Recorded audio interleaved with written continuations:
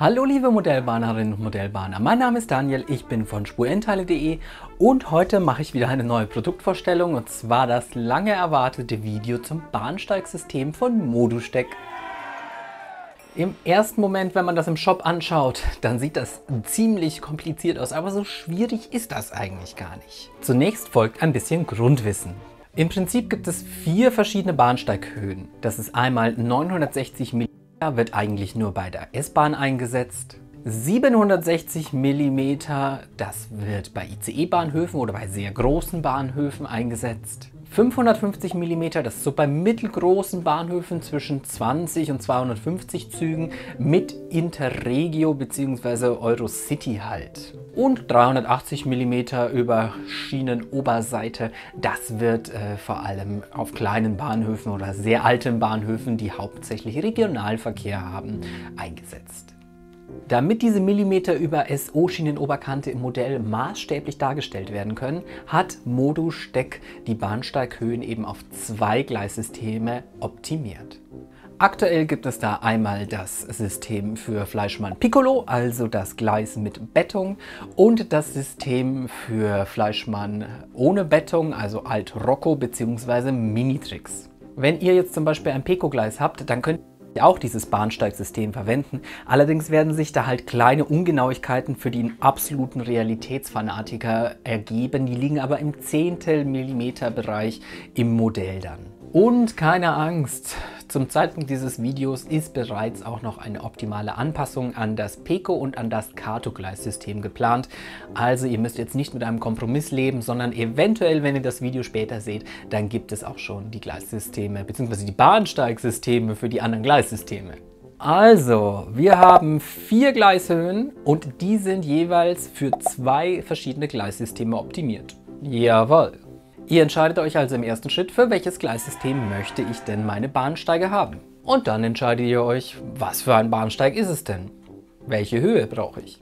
Die Höhen gibt es auch in verschiedenen Längen. Das heißt, ihr habt kurze Bahnsteige, ihr habt lange Bahnsteige oder ihr habt zum Beispiel auch sowohl die kurzen als auch die langen Bahnsteigkanten nochmal als Abschlusskante mit einem Gitter drauf, wenn ihr zum Beispiel einen Bahnsteig nur einseitig bedienen möchtet.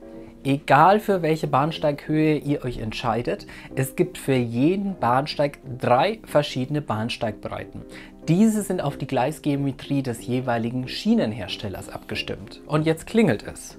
Und jetzt dröseln wir das Ganze noch ein bisschen weiter auf. Pro Bahnsteigbreite gibt es auch wieder verschiedene Ausführungen. Neben den verschiedenen Längen und Breiten gibt es das Ganze auch noch mit Blindenleitsystem, mit einseitigem Blindenleitsystem, ohne Blindenleitsystem oder mit Aussparungen für Treppenaufgang oder einen Fahrstuhl. Oder ein bösartiges Loch im Bahnsteig, in dem die Passagiere fallen. Alle Bahnsteige, egal was für eine Ausführung, sind von der Grundstruktur her gefliest. Im Prinzip müsst ihr euch eigentlich nur durch 4 Fragen durcharbeiten. Welches Gleissystem habe ich? Wie hoch soll der Bahnsteig sein?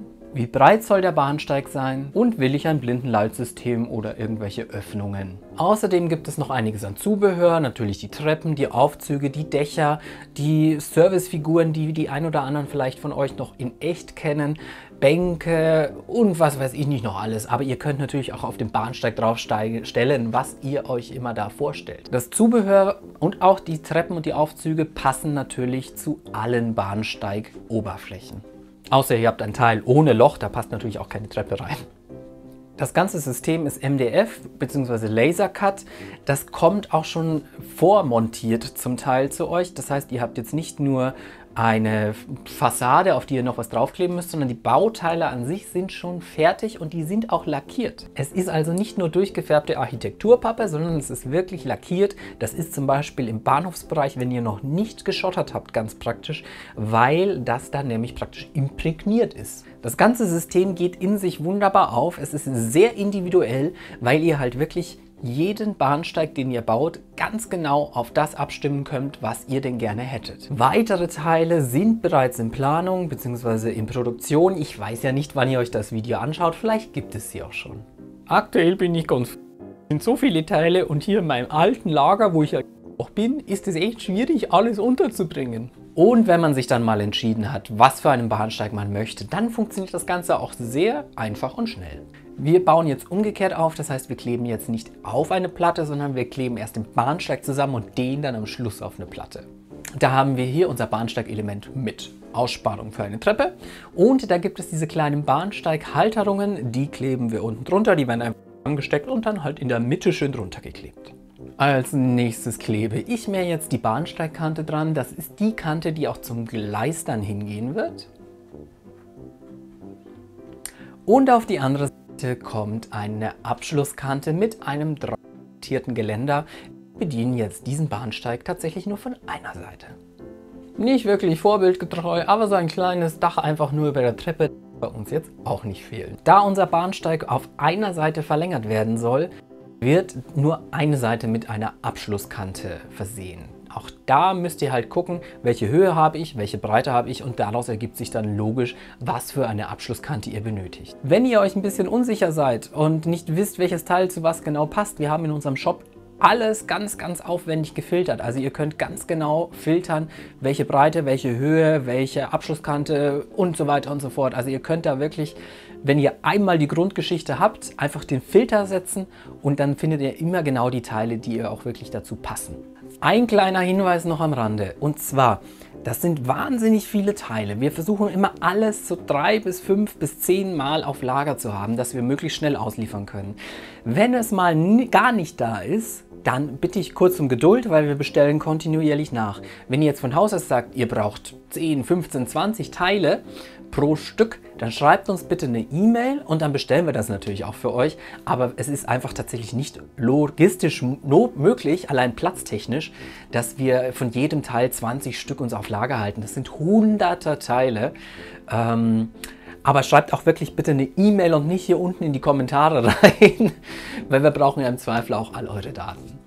Also wir sind bemüht, alles vorrätig zu haben, aber es ist halt einfach nicht in der großen Menge möglich. Und dann war es das auch schon wieder, heute mit einem kleinen Einblick in das Modusteck-Bahnsteigsystem. Ich hoffe, ich konnte es einigermaßen gut erklären. Ansonsten haben wir das auch nochmal schriftlich sehr schön auf unserer Website zusammengefasst. Und wie gesagt, nutzt die Filterfunktion. Also wir filtern ja alles wie bekloppt. Das wird mir zum Teil zu wenig genutzt. Wir haben wirklich alle Artikel ganz genau gefiltert. Das hilft wahnsinnig weiter. Ich hoffe, es hat euch gefallen. Und wir sehen uns beim nächsten Mal. Euer Daniel von spurendteile.de. Und wenn du willst, dass der Daniel das und nicht mehr so lange zieht, dann musst du den Abo-Button drücken. Kam nämlich wirklich öfter als Kritik. Und ansonsten findet ihr hier oben noch ein Video, wie das Modusteck-Arkadensystem funktioniert. Das ist ein bisschen einfacher.